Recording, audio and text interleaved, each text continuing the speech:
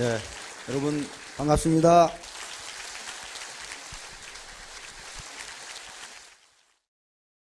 자, 오늘 제가 이 제목으로 잡은 것은 이카루스의 비상과 추락입니다.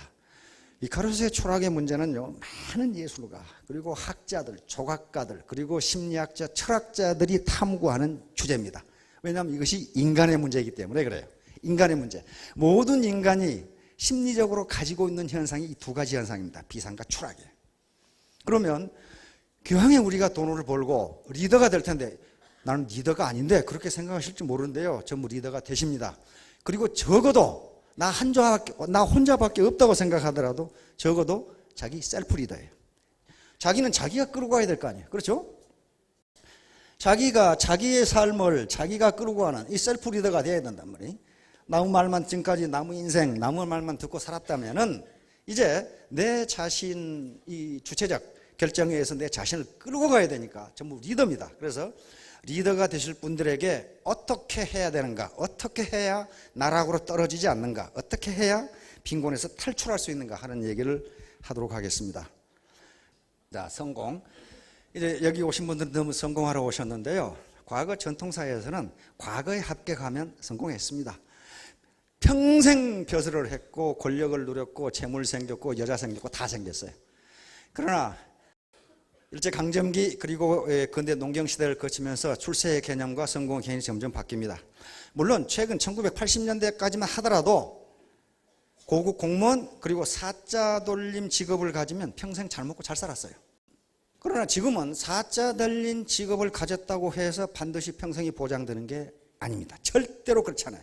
다시 말하면 사자라는 직업을 가졌기 때문에 잘 사는 게 아니고 그 중에서 얼마나 탁월한 능력을 발휘하냐에 따라 달라진단 말이에요.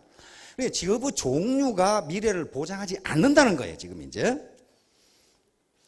자, 그래서 이제 21세기에는 바로 직업이 성공 자체, 미래 자체를 보장해 주는 것이 아니다. 어떤 분야에건 창의적으로 우직하게 목표를 달성한 사람이 성공한다. 자, 그래서 바로 이런 사람들이란 말이에요. 이런 사람들. 여기서 많이 본 사람 같죠, 이게 지금 이제 이런 사람들이에요. 예. 이런 사람들입니다. 자기의 목표를 세우고 그것을 누가 칭찬을 하건 말건 욕을 하건 그것을 우직하게 추진해서 달성을 했어요. 그래서 성공하고 출세한 겁니다. 자, 그러면 문제는 목표가 있어야 됩니다. 목표. 내가 달성하고자 하는 목표가 무엇이냐? 그러면 그 목표를 달성하기 위해서 나는 뭘 해야 되나? 이게 없으면 아무것도 안 돼요. 만약에 여러분들이 지금 현재의 삶이 자기 마음에 들지 않으신다면 내가 2년 전에, 1년 전에 또는 5년 전에 내가 과연 달성하고자 하는 목표가 있었던가 한번 가만히 생각해 보세요. 그냥 막연하게 아이고 잘 살았으면 좋겠네. 그건 목표가 아니에요. 정확하게. 그래서 애터미에서 제시하는 목표가 100일 판매사 작전, 1000일 1000만 원 작전입니다. 다시 말하면 1000일, 3년 만에 1000만 원을 저축하자 그 말이 아니고 3년 만에 월 1000만 원 소득이 되게 하라 그 말이에요. 되게 하라. 그래서 지금 여기에 대해서 강의를 계속해 가고 있는데 우선 꿈, 이게 목표예요. 꿈이 있어요. 꿈이 없는데 어떻게 그걸 실현이 됩니까? 드림, 목표이고 비전입니다. 그 다음에 용기예요. 용기와 의지, 결심. 내가 부자가 되어야겠다는, 내가 이 가난에서 벗어나야 되겠다는 의지와 결심이 없는데 어떻게 벗어나겠어요? 그럼 못 벗어납니다. 그 다음에 네트워크. 이 네트워크를 형성하지 않으면요, 그렇게 빠른 시간에 성공 못합니다. 다음에 위시덤, 요겁니다. 이 위시덤에 대해서 계속 강의하고 있는데요, 이게 지혜를 갖지 않으면요 안 된다. 여기는 여러 가지가 들어가죠. 이제 시간 관리부터. 자, 그래서 이제 공부를 해야 되는데, 원래 공부를, 우리 조상들이 말하는 공부라는 개념은 지금 생각하는 공부가 아니었어요. 공부를 한자로 쓰면요, 우리말은 없으니까 이렇게 써요. 지아비 부자, 기술공자 지아비 부자인데 이게 무슨 뜻이 있어요? 지아버지 기술자? 뭐 이런 뜻밖에 없어요, 이게.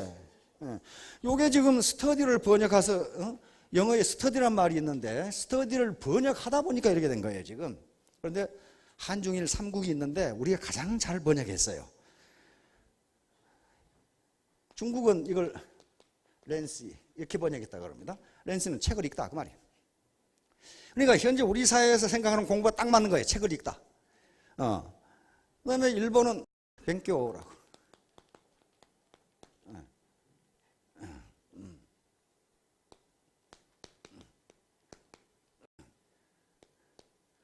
그러니까 뺑겨 일본 분 계시죠?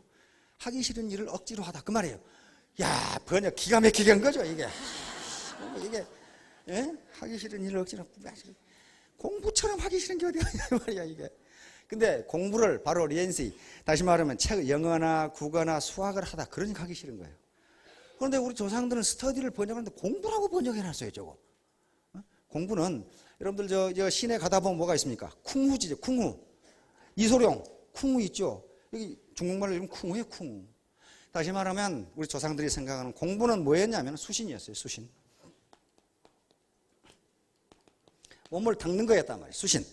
그러니까 우리 몸은요, 머리, 가슴, 육체 이렇게 이루어져 있어요. 다 몸이에요. 그러니까 수신이니까 뭡니까? 몸을 닦는 거니까 머리로 뭔가 지식과 지혜를 얻는 것, 이것도 공부고, 마음으로 결심하고 정직하게 살아야지, 도덕적으로 살아야지, 남에게 베풀어야지 하고 생각하는 것도 공부고, 그 수양이야, 수양. 그렇죠? 그것도 공부라 이 말이에요. 그러니까 그 다음에 몸으로 뭔가 익혀서 남보다 뛰어나게 되는 현상도 공부라 그랬어요. 그러면 김연아, 박지성, 박세리는 어떻습니까? 공부를 무지무지하게 잘한 거예요. 뭐부터 시작했어요? 몸 공부부터 시작했어요. 몸 공부. 그렇죠? 축구나 피겨나 골프부터 시작했어요. 그러다 보니까 박지성이가 축구를 모르겠어요? 축구 규정이라든가 축구를 잘하는 축구 기술에 대해서 공부를 해야 될 거 아니야. 머리 공부를 해야 될 거 아니에요. 박지성이한테 기자들이 마이크 들이대면 한국말로 합니까? 영어로 합니까? 영어로 해요. 왜? 지가 필요하니까. 볼을 쳐다보니까 영국에서 볼 차는 놈이 영어를 모르면 어떻게 돼요? 저 자식이 나한테 보내라는 건지 지가 그냥 가라는 건지 모르면 어떻게 하겠어요 이게. 필요하니까 했단 말이에요. 그래서 이 세 가지 공부를 전부 해야 됩니다. 머리 공부, 몸 공부, 마음 공부. 자, 여기서 여러분들이 하시는 것은 뭐냐 하면 머리 공부와 마음 공부예요. 이렇게 해서 성공해야 되는구나. 나는 이렇게 하겠다. 나는 100일 만에 판매사가 되겠다. 나는 1000일 만에 반드시 월소득이 되도록 하겠다. 이런 결심을 갖는 거란 말이에요. 그럼 나가시면 몸 공부를 철저히 한다. 뛰어야 된단 말이에요. 집구석에 엉덩이 붙이고 앉아있어 봐야 남는 것은 엉덩이 땀띠밖에 없어요. 그게 뭐가 남겠어요? 맨날 컴퓨터 들여다보고 이 라인이 어떻게 되지 하고 동그라미만 그리고 있는 사람 내가 봤어요.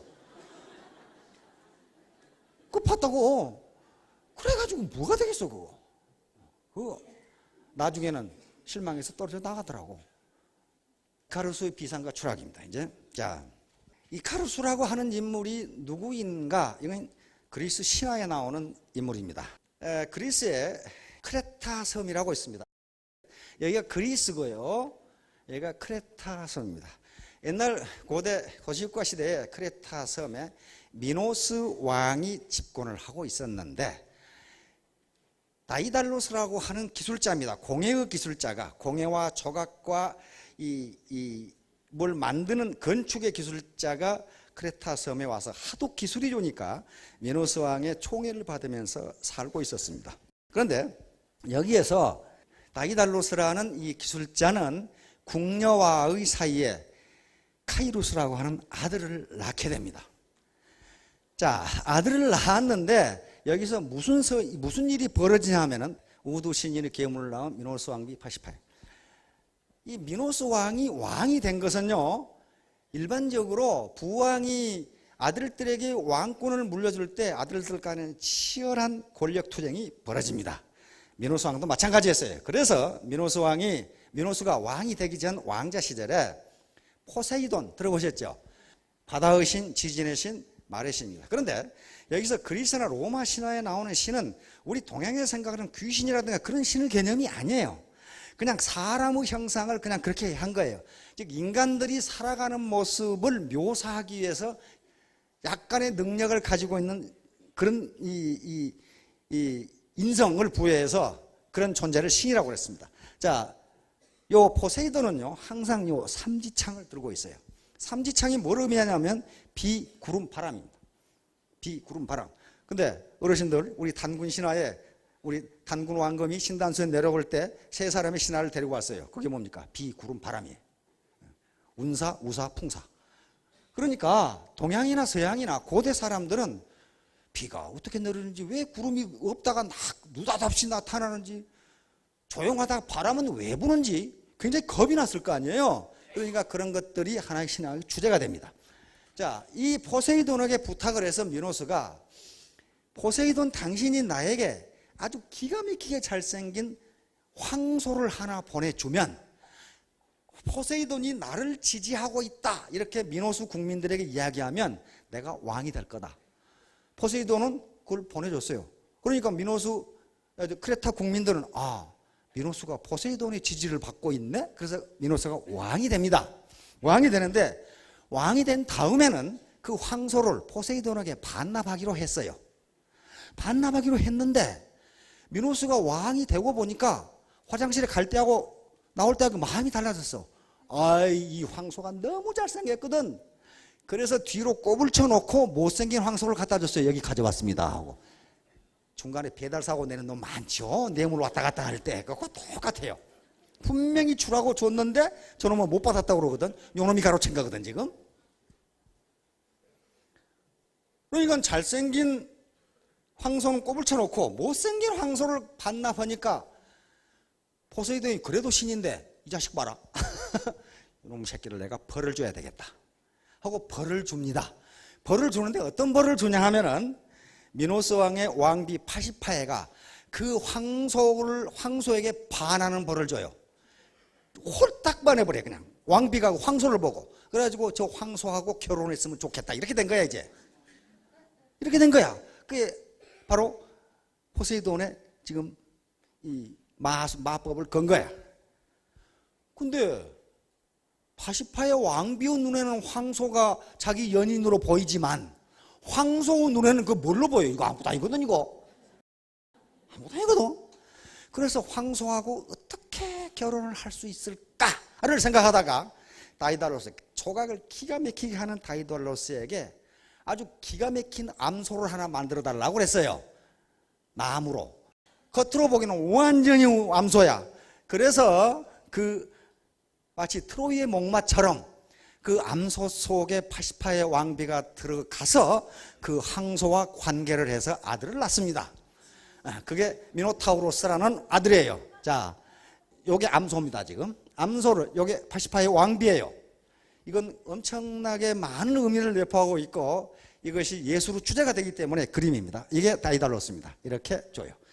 자, 근데 미노타우로스는 그러니까 어떻게 되겠어요? 왕비가 황소하고 관계를 해서 낳았으니까 머리는 황소이고 밑에는 사람이에요. 이걸 파시파의 왕비가 어려서 길렀는데 점점 갈수록 포악해져. 그래서 미노스 왕이 다이달로스에게 한 번 들어가면 나올 수 없는 미로를 만들라고 그랬어요. 미로. 이게 라비린토스라고 하는 미로입니다. 라비린토스. 자, 파시파의 왕비고 미노타우로스입니다. 머리는 황소이고 몸은 사람이에요.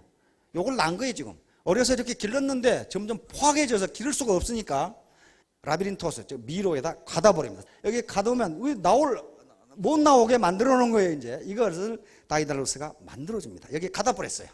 자, 그런데 미노스 왕이 그 당시 아테네에서 올림픽이라는 게 있었죠. 자기 아들이 아테네 체육 경기를 갔다가 거기서 피살당해버려. 그래서 미노스 왕이 뿔따구가 나가지고 군대를 이끌고 아테네를 침공합니다. 아테네에서는 평화의 조건으로 미노타우로스에게 9년에 한 번씩 총각 7명, 처녀 7명을 제물로 바치기로 했어요. 그러면 이놈이 잡아먹죠, 이제. 근데 2번까지 그렇게 보내다가 3번째 보낼 때 아테네의 영웅 테세우스가 나타납니다. 아테네의 왕자입니다. 테세우스가 제물로 위장을 해가지고 크레타로 갑니다. 그런데 그때 꼭 말썽을 피우는 게 공주야. 꼭 공주야. 미노스 왕의 크레타, 미노스 왕의 공주인 아리아드네가 테세우스를 보고 금방 홀딱 반해버려 그냥. 그래가지고 미노타우로스를 죽일 수 있는 칼과 자기가 짠 붉은 실을 줍니다. 붉은 실은 왜 필요하겠어요? 미로기 때문에 들어갈 때 몸에 묻고 들어가서 나올 때 그 줄을 따라 나오면 나올 수가 있어요. 그래서 이것이 테세우스고 소고 몸 여기죠. 테세우스가 미로에 들어가서 라비린토스에 들어가서 미노타우로스를 척살하는 장면입니다. 이런 조각과 그림이 무지무지하게 많습니다. 자, 이렇게 미노타우로스를 척살하고 테세우스는 시를 따라서 나와서 아리아드네 공주와 그 다음에 희생물들을 데리고 크레타 섬을 탈출합니다. 자, 그런데 크레타 섬을 탈출하는데 중간에 낙소스라는 섬에 들어가게 됩니다. 아리아드네 공주가 잠자고 있을 때 아테네 여신이 나타나서 아리아드네를 그냥 두고 가라고 계시를 해서 잠자고 있는 통에 테세우스 왕자는 그냥 떠나버려요. 떠나버립니다. 그런데 그 낙소스 섬에 자주 들리는 요게 누구냐면 디오니소스입니다. 로마 신화에서는 바카스예요. 바카스. 요게 와서 디오니소스가 보니까 이 아리아드네 공주가 너무 이쁘거든. 그래서 둘이 결혼을 합니다. 이때 요 디오니소스가 선물로, 결혼 선물로 왕관을 주는데 아리아드네 공주가 죽고 나서 그 왕관이 아리아드네 공주의 영혼을 데리고 하늘에 별자리가 별 그려놨죠. 예, 이게 아리아드네 별자리입니다. 예, 북쪽 왕관자리. 자, 현대적 모던 버전 아테나 여신입니다. 이게 이지스 방패입니다. 방패. 이게 오스트리아, 이게 의사당 같은데요. 오스트리아 국기가 보이니까 이게 아테나 여신상입니다. 왜 여기다 세워놨냐면요. 이게 지혜와 전쟁과 기술의 여신입니다. 근데 지혜와 전쟁이 무슨 관계가 있는가? 밀접한 관계가 있어요. 전쟁은요, 지혜가 없으면 이기지 못합니다. 그래서 지혜와 전쟁의 여신이 여기다 나라를 수호하는 의미로 이렇게 지금 상징적으로 만들어 놓은 거죠. 그래서 아테나가 나오니까 이게 아테나입니다. 그러니까 우리가 생각하는 신 그런 개념이 아니에요. 사람 개념입니다. 아테나고 요 헤라입니다. 헤라는 제우스의 부인입니다. 요건 아프로디테입니다. 아프로디테는 로마 신화로는 비너스가 됩니다. 미의 여신이 아프로디테예요. 아프로디테고 이건 트로이 왕자, 둘째 왕자 파리스입니다. 영어로 뭐라고 됐냐면 서베이 한다고 되어 있어요. 다시 말하면 트로이 왕자 파리스가 아프로디테의 몸을 검사하고 훑어보고 있는 중입니다. 그러니까 보세요 하고 이러고 있죠. 그렇잖아요. 그 그림이에요 지금. 예, 그래서 파리스 왕자가 이게 아테나보다는 아프로디테가 더 이쁘니까 여기다 사과를 줍니다. 사과는 사랑의 의미죠. 하트. 그러니까 아테나가 얼굴을 찡그리고 있는 모습입니다. 왜 저놈한테 주나 저년한테 주나 이러고 지금 요 그림이에요. 자, 그런데 나중에 미노스 왕이 그 자초지종을 다 알게 돼요. 다시 말하면 자기 왕비가 미노타우로스라고 하는 소대가리의 사람 이 아들 괴물을 낳은 것은 다이달로스라는 놈이 암소를 만들어 주었기 때문에 그렇게 됐다는 걸 알게 돼요. 그래서 다이달로스와 그 아들인 이카루스를 바로 라비린토스에 가두어 버립니다. 그러니까 어떤 현상이 빚어졌어요? 그놈은 이것을 나중에 다이달로스 컴플렉스라고 그러는데 자기 체주 때문에 자기가 당하는 걸 다이달로스 컴플렉스입니다. 자기가 만든 미로에 한 번 들어가면 나올 수 없는 미로에 자기가 빠진 거예요. 역사적으로 그런 거 많죠. 길로또 만든 놈이 지가 목 잘라 죽고 중국에 보면 지가 법 만들어가지고 지가 그 법에 죽고 그런 게 많아요. 다시 말하면 자기 꾀에 자기가 빠지는 거예요.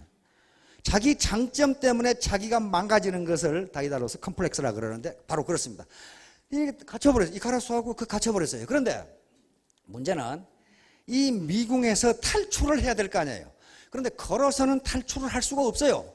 자기가 만들었지만은 어디로 나가는 구멍을 몰라. 그럼 어떻게 해야 되겠습니까?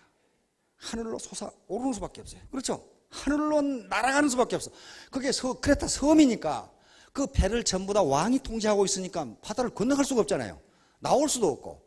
그래서 하늘로 솟아서 날아가는 수밖에는 없어요. 이게 다이달로스고 이게 이카루스예요. 아들 이카루스, 다이달로스. 다이달로스는 하늘에서 섬이니까 새들이 날아다니겠죠. 이 라비린토스 미로 위로 떨어지는 날개를 수년간 수집해서 날개를 만듭니다. 날개 깃을 가지고. 그래서 이렇게 지금 이카루스고 다이달로스입니다. 나는 연습을 지금 시키는 거죠. 그래서 여기서 라비린토스에서 비상을 하는데 성공합니다. 다음 날아가죠. 그런데 다이달로스가 자기 아들 이카루스에게 누차 경고를 했어요. 너무 높게 날지 말라. 왜냐하면 날개를 뭘로 붙였냐면 밀랍으로 붙였어요. 왁스, 밀랍으로 붙였기 때문에 너무 높이 날면 태양열 때문에 밀랍이 녹아서 떨어져 죽는다. 너무 높이 날지 말라. 바다 밑에 너무 낮게도 날지 말라. 너무 낮으면 습기 때문에 날개가 무거워서 날지 못한다. 그러니까 일정한 높이로 계속 날아가라. 이렇게 아주 귀에 못이 박히도록 얘기를 했는데 이카루스는 하늘로 비상을 하니까 아이고 더 높이 더 높이 더 높이 계속 올라가서 태양가까지 올라가 버리죠. 자, 그래서 날개가 녹아서 떨어집니다. 이게 이카루스의 추락이에요. 떨어지죠. 이카루스의 추락이에요. 자, 이카루스의 비상과 추락은요, 많은 철학자, 심리학자, 화가, 예술가들의 또 시인이라든가 소설가, 희곡의 주제가 됩니다. 인간의 욕망이에요.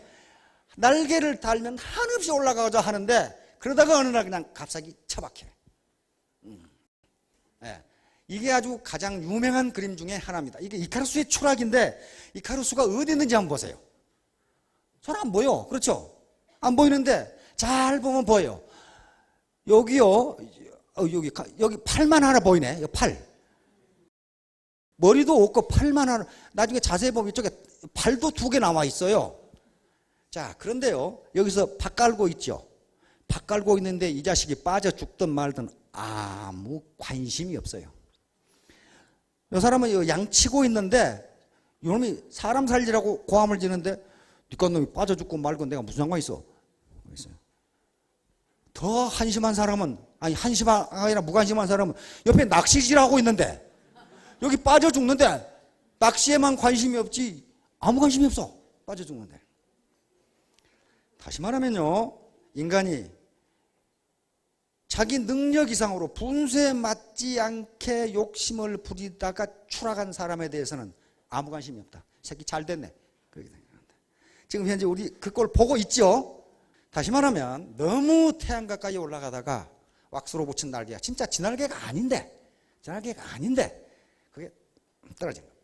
자, 이카루스의 날개의 의미는 그래서 2가지가 있어요. 여러분들에게 2가지를 다 제가 권장하려고 하는 것은요, 미궁, 라비린토스, 다시 말하면 빈곤, 나올 수 없는 미궁에서 빠져나오는 방법은요, 걸어 나오지 못합니다. 뛰어 올라야 돼요. 날아야 돼요. 비상해야 된다고. 비상. 날라서 플라이트. 날아야 돼요. 날아야 됩니다. 그렇지 않고는 그게 나올 수가 없어요. 지금 평생 뼈 빠지게 집에서 일하시고 구멍가게 하시고 취직해서 뭐하고 방판하시고 그런 분들 계실 거예요. 어떻게 빈곤에서 탈출하셨습니까? 그렇게 탈출 못해요. 날아올라야 됩니다. 그런데 이게 지금 그래서 이카루스의 날개라고 할 때는요, 심리학자들이 어떤 동경, 호기심, 꿈, 도전 정신을 의미하기도 합니다. 그냥 앉아 뛰어오르라는 거예요. 그러나 과욕은 금물이라는 걸 또 가르쳐 줍니다. 그렇게 튀어오르되 그게 왁스로 붙인 날개니까 너무 태양 가까이 올라가려고 하지 마라.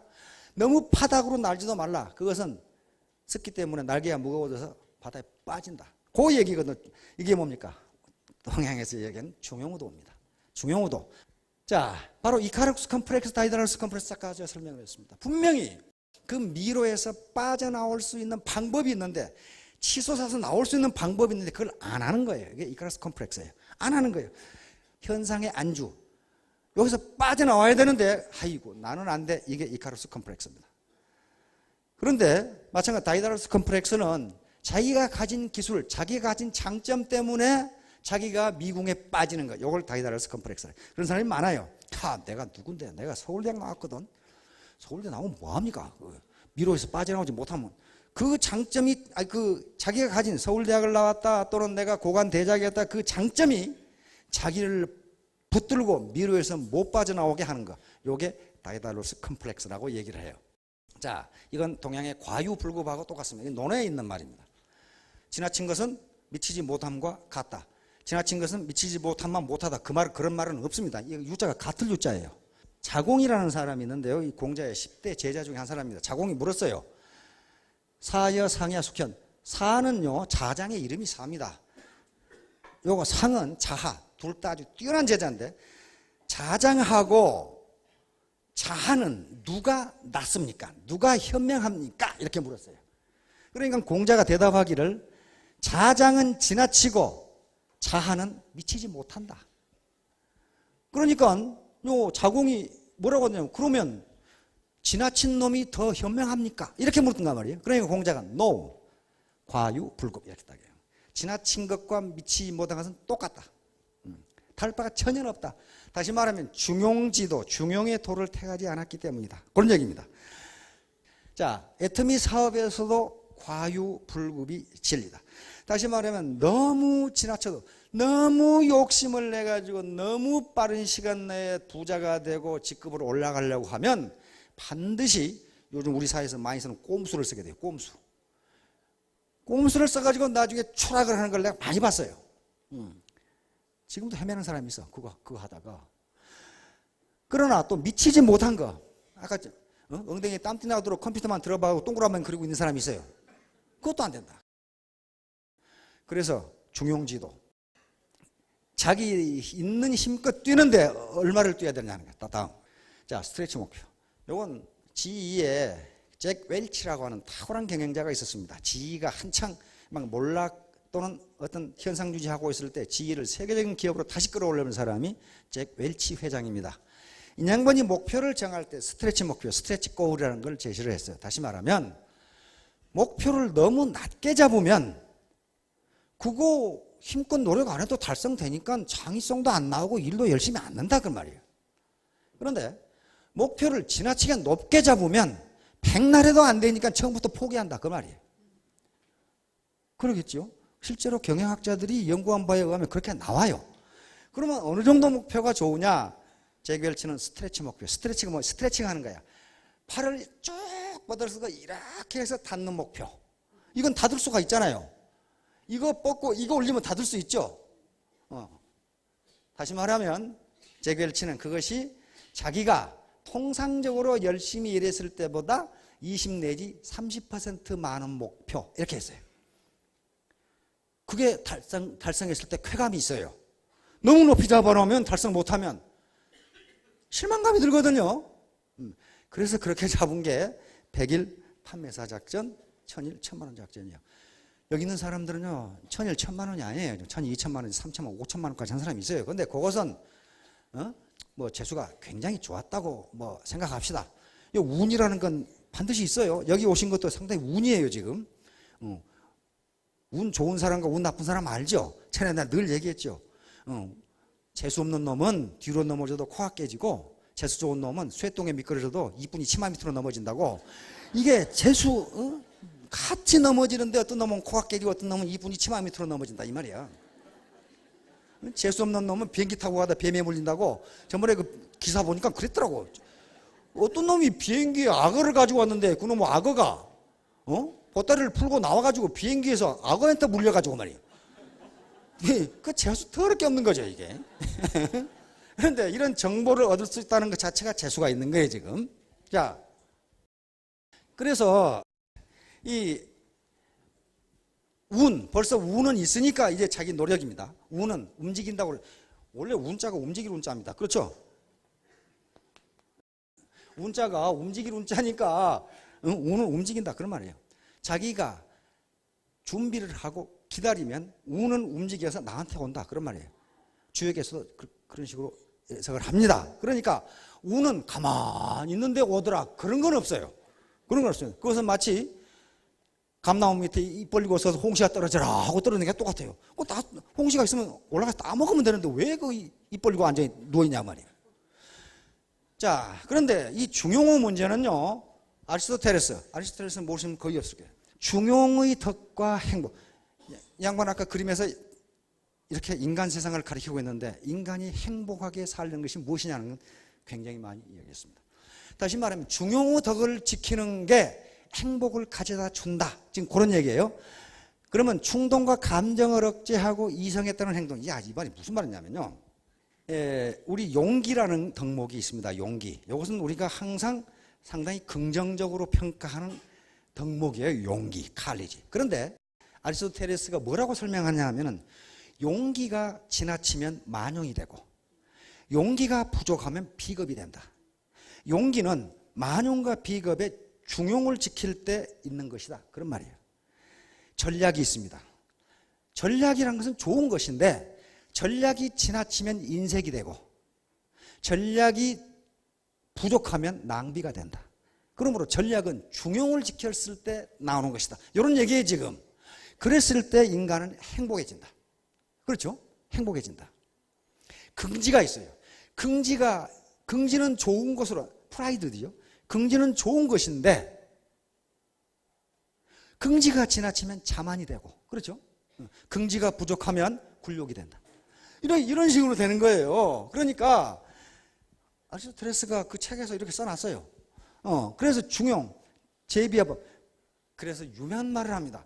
제비 한 마리가 왔다고 봄이 오는 것은 아니다. 하루 중용을 실천했다고 인생이 행복해지는 것은 아니다. 날마다 중용의덕을 실천을 해서 그것이 몸에 배어서 스스로 자기가 생각지도 않은데 중용의덕을 행할 때 인간은 행복해진다. 그게 중용의도예요. 서양에서 말하는. 그 동양에서 말하는 거 비슷하죠. 자, 그래서 중용의덕과 사회는 뭐냐면요. 아리스토텔레스는 중용은 산에서 돌을 닦고 있는 사람한테는 전혀 필요 없다 그랬어요.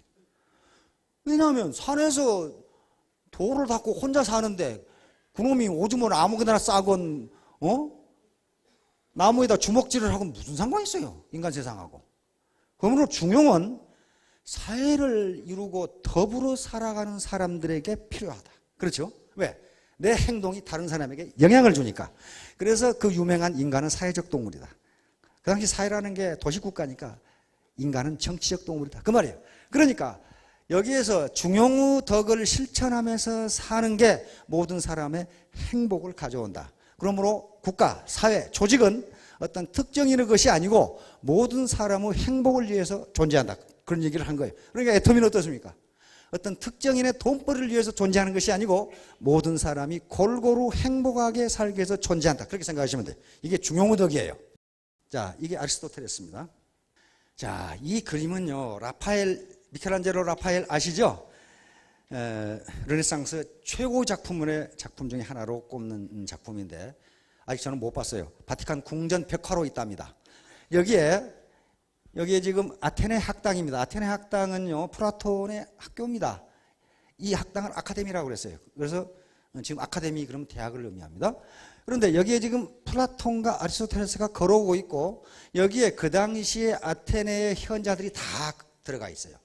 여기 거지처럼 자빠져 있는 게 디오게네스라고 하는 철학자입니다. 그 통 속에 살았던 알렉산더 대왕이 이분에게 디오게네스 철학자에게 뭔가 배우기 위해서 내가 당신을 위해서 집도 없고 절도 없고 통 속에 사니까 몸장 독강 속에 산다고 말이에요. 알렉산더 대왕에서 내가 당신에게 해줄 게 뭐요? 그랬더니 좀 비켜달라고 그랬죠. 지금 햇빛을 쬐고 있는데 당신이 가리고 있지 않냐 그 말이에요 지금. 이게 디오게네스는 역시 자빠져 있죠. 자빠져 있죠. 여기 지금 대머리로 뭔가 열심히 기록하고 있고 여기서 가리키는 사람은 유크리트입니다. 기하학 원론을 쓴 유크리트고. 근데 이 앞에 뭐라고 써져 있냐면은 기하학을 모르는 자 이 문으로 들어오지 마라 그랬어요. 좀 철학을 공부하는데 수학을 모르는 놈은 이 문으로 들어오지 마라 이게. 다시 말하면 수학과 철학은 하나다. 그런 말이거든 지금. 그런데 요 그림을 확대한 요거예요. 요 플라톤, 아리스토텔레스. 여기 좀 희미하게 나오는데요. 플라톤의 손가락을 가만히 보세요. 어디를 가리키고 있어요? 하늘을 가리키고 있어요. 형이상학, 이데아. 근본적인 진리가 무엇이냐? 하늘을 가리키고 있죠. 그리고 자기가 쓴 책입니다. 철학책인데요. 이걸 어떻게 들고 있어요? 수직으로 들고 있습니다. 하늘을 가리키도록 수직으로 들고 있어요. 라파엘의 그림이에요. 자, 이건 아리스토텔레스입니다. 아리스토텔레스 손은 어디 있어요? 세상을 가리키고 있습니다. 세상 행복, 아름다운 자연. 이렇게 하고 있죠. 자기가 쓴 윤리학이라는 책을 수평으로 들고 있어요. 이렇게. 세상입니다. 이 세상 사람들의 행복. 플라톤은 근본적인 진리, 이데아, 형이상학. 자, 이건 아리스토텔레스가 알렉산더를 가리키고 있는 모습입니다. 알렉산더 대왕의 스승이 아리스토텔레스입니다. 역사상 가장 위대한 전략가로 치는 게 알렉산더 대왕인데 22살에 왕이 돼서 32살에 죽었습니다. 10년간 한 일은 전쟁밖에 없어요. 인도에 갔다 오다 말라리아에 걸려 죽었어요. 그런데 어떻게 그렇게 위대한 왕이 될 수 있었느냐? 처음부터 왕자 시대는 개망난이었답니다. 자기 기분 나쁜 놈 다 찔러 죽이고 엉망진창이었는데 그래서 부왕인 필립 왕이 아리스토텔레스에게 교육을 의뢰했어요. 아리스토텔레스가 뭘 가르쳐요? 전략을 가르쳤어요? 천만의 말씀입니다. 바로 호머의 일리어드, 오디세이와 일리어드 시를 가르쳤어요. 거기서 고대 영웅들이 어떤 인품과 도덕성을 가지고 있었는가? 시는 어떤 것인가? 아리스토텔레스의 시학은 유명하죠. 시는 어떤 것인가? 그러니까 거기서 사람이 돼서 세계 최고의 전략가가 되어버리는 게 알렉산더 대왕이에요. 자, 호가호이. 이것은 이제 서양으로 갔으니까 동양으로 다시 돌아와야 되겠죠. 여우가 호랑이의 이세를 빌린다 그 말이에요. 어르신들 아시죠? 호가호이한다. 자식 호가호이한다. 요건 전국책이라는 책에 나오는 이야기입니다. 여기에 무슨 얘기가 나오냐 하면요, 그 초나라, 전국시대는 나라가 다 망하고 7개가 남는데 초나라에 소왕이라는 사람이 있는데 초나라가 굉장히 강했어요. 근데 그 재상이 소해율이라는 재상인데 어느 날 소왕이 신하들을 모아놓고 북방 6개국이 소해율을 무서워한다는데 그게 사실인가? 이렇게 물어봤어요. 자기 재상이거든요. 다른 신하들이 아무 대답을 못하는데 강일 또는 강을이라고 하는 신하가 나타나서 그렇지 않습니다 라고 대답을 하는 거야. 뭐냐, 강일은 항상 헐뜯는 놈이 있죠. 남이 잘 때는 꼴을 못 본 놈이 있어요. 근데 역사적으로 보면요, 남 잘 때는 꼴 못 보는 놈은 지 잘 되는 꼴을 보여준 적이 없어요. 그거 명심하기 바랍니다. 지 잘 때는 꼴 좀 보여주면 좋은데 그거 못 보여줘. 그러니까 나무 잘 되는 꼴을 볼 수 있어야 됩니다. 소해율이 그렇지 않습니다. 강을이 안 그래도 평소에 소해율이 너무 똑똑하고 잘 나가서 저 새끼를 헐뜯어야 할 시기가 언제 헐뜯을꼬 했는데 기회가 온 거예요. 그래서 소해율을 그렇게 무서워하는가? 그러니까 아닙니다. 소해율을 무서워하는 게 아니라 대왕과 대왕의 100만 대군을 무서워합니다. 그것은 마치 옛날에 호랑이는 백수의 왕으로 모든 짐승을 잡아먹는데 어느 날 여우를 잡아먹으려고 여우를 잡았습니다. 그런데 여우가 하는 말이, 나는 천재는 하느님이죠. 천재께서 백수의 우두머리로 내려보냈는데 얼마 전에 당신이 나를 잡아먹으면 천재의 명을 어긴 것으로 천벌을 받을 것이다 그랬어요. 근데 호랑이가 쉽게 거짓말하는 것 같거든. 당신이 내 말을 못 믿겠거든. 내가 앞장서서 갈 테니까 당신이 내 뒤에 바짝 따라오라.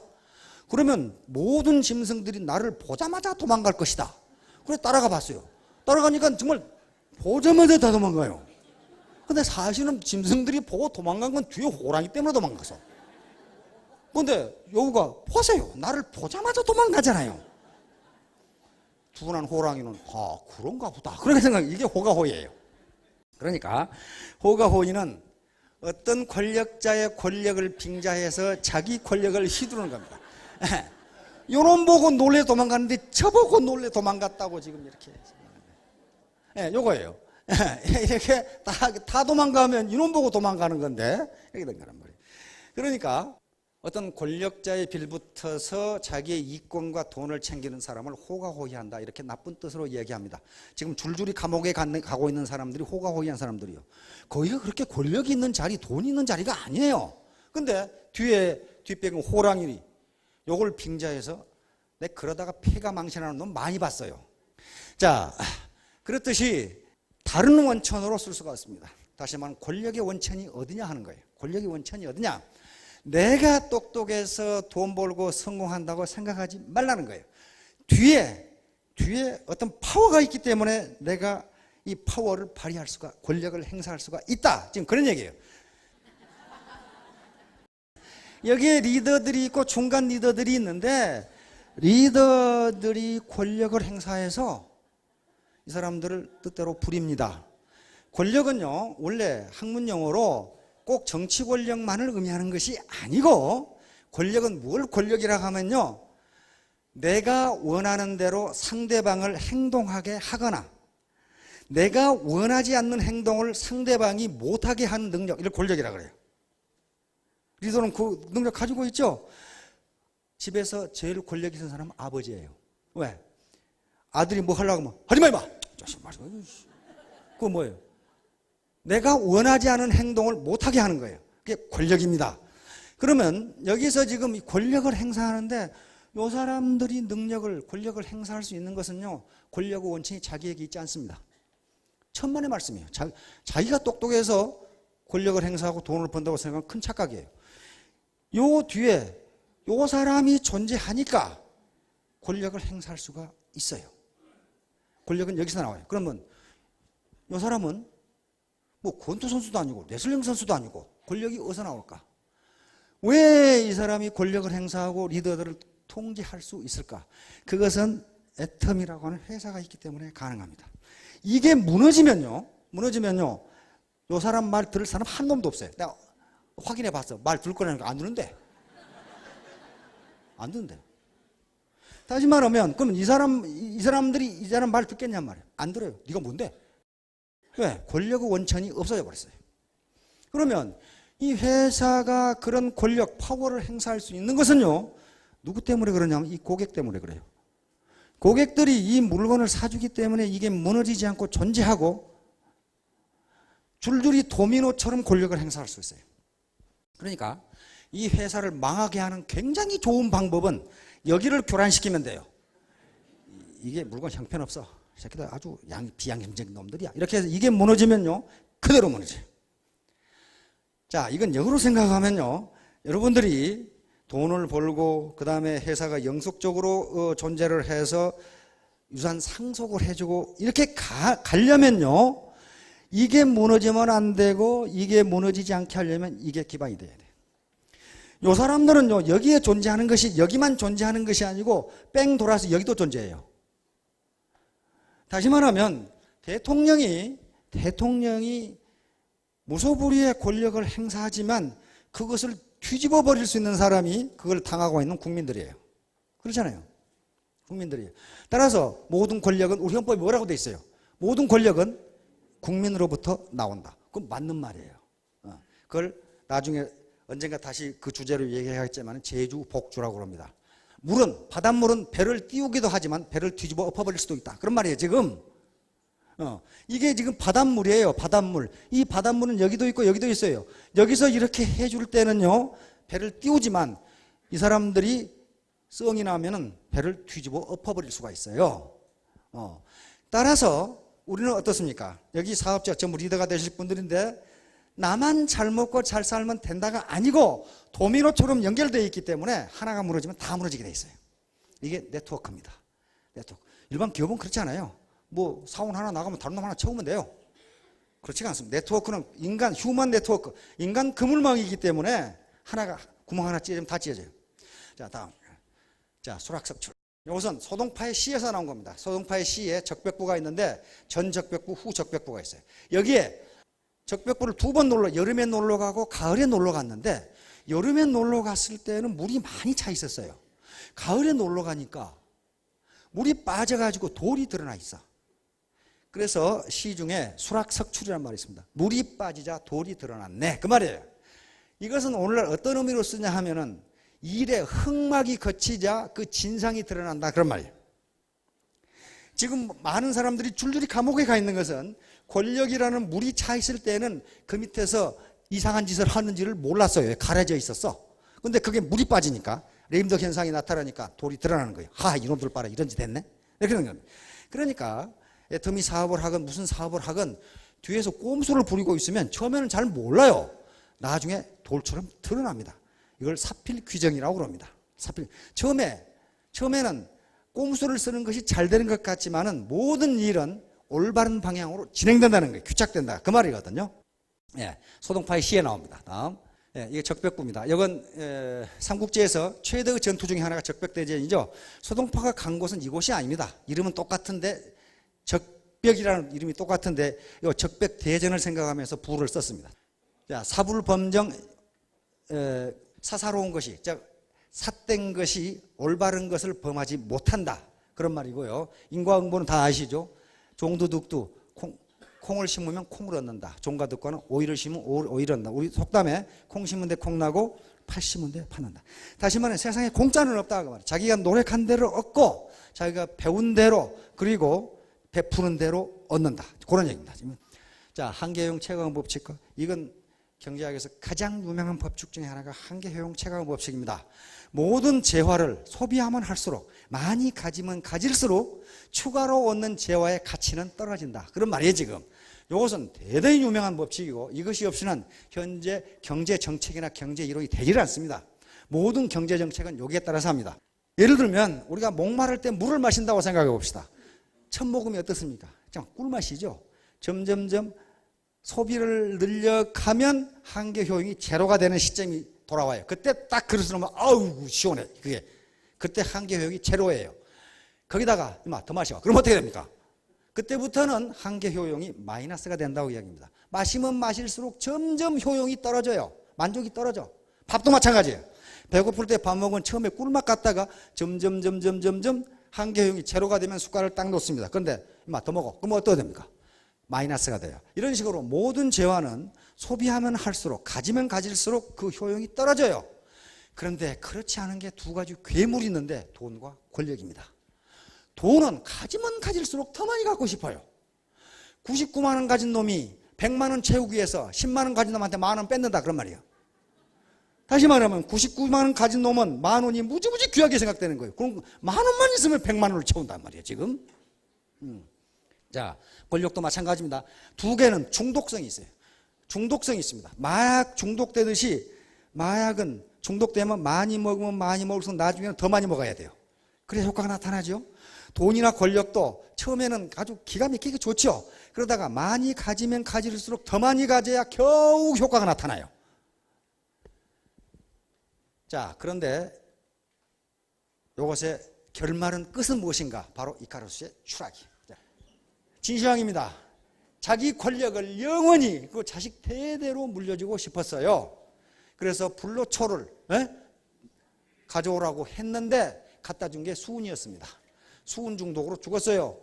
진시황이 천하를 통일하고 나라가 망한 게 15년 만에 망해버렸어요. 왜? 권력을 저 혼자 독점하려고 했고 신하들에게 넘겨주지를, 백성들에게 넘겨주지를 않았어. 그래서 결국 15년 만에 망해버립니다. 남는 것은 무덤밖에 안 남았죠 지금.